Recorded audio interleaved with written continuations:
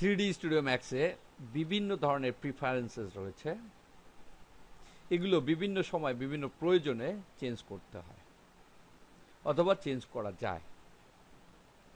এখানে উইন্ডোতে আমি দেখতে পাচ্ছি বেশ কিছু ট্যাব রয়েছে এবং পুরাটাই একটা বারে রয়েছে। এখানে পলিগন মডেলিং, এটার উপর মাউস পয়েন্টার নিলে এই প্যানেলটাকে দেখা যায়। আবার যদি এর উপর ক্লিক করি দেখতে পাচ্ছি এটা এক্সপ্যান্ড হয়ে এখানে থাকে।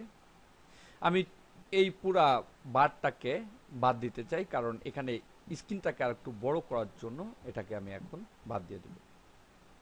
এজন্য এই টুলবার থেকে একদম সবার শেষে দেখতে পাচ্ছি টগল রিবন একটা আইকন রয়েছে, এর উপর ক্লিক করতে হবে, তাহলে এটা বাদ হয়ে যাবে। আমি এর উপর ক্লিক করি, দেখতে পাচ্ছি এখানে সেই রিবনটা নেই।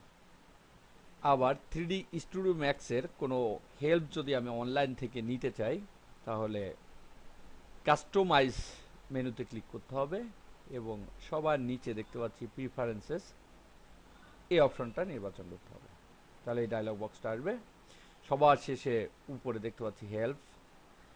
এখানে দুই ধরনের হেল্প রয়েছে, একটা হচ্ছে অটোডেস্ক ওয়েবসাইট, সরাসরি অটোডেস্কের ওয়েবসাইট থেকে হেল্প নেওয়া যাবে। যখনই আমি ওকেতে ক্লিক করব তাহলে এদের ওয়েবসাইটে সংযোগ হয়ে যাবে এবং সেখান থেকে হেল্প নেওয়া যাবে। অথবা লোকাল কম্পিউটার অর নেটওয়ার্ক, এখান থেকে ডাউনলোডে ক্লিক করে সেখান থেকে বিভিন্ন হেল্প ফাইল ডাউনলোড করে দেখতে পাচ্ছি আমি যখন মাউস পয়েন্টারটা এখানে নিয়েছি একটা টুল টিপ আমাকে দেখাচ্ছে এবং এখানে এই ওয়েবসাইটের অ্যাড্রেস রয়েছে।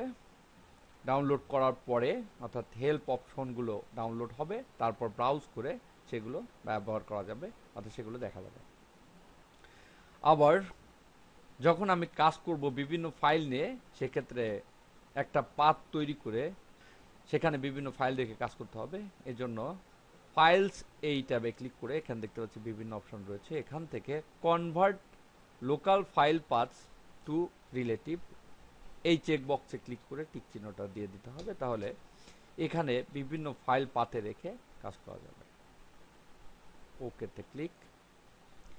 এভাবেই প্রিফারেন্সেসের মাধ্যমে বিভিন্ন অপশন পরিবর্তন করা যাবে এবং যে রিবনটা ছিল সেটাকে এর মাধ্যমে বাদ দিয়ে দেওয়া যাবে।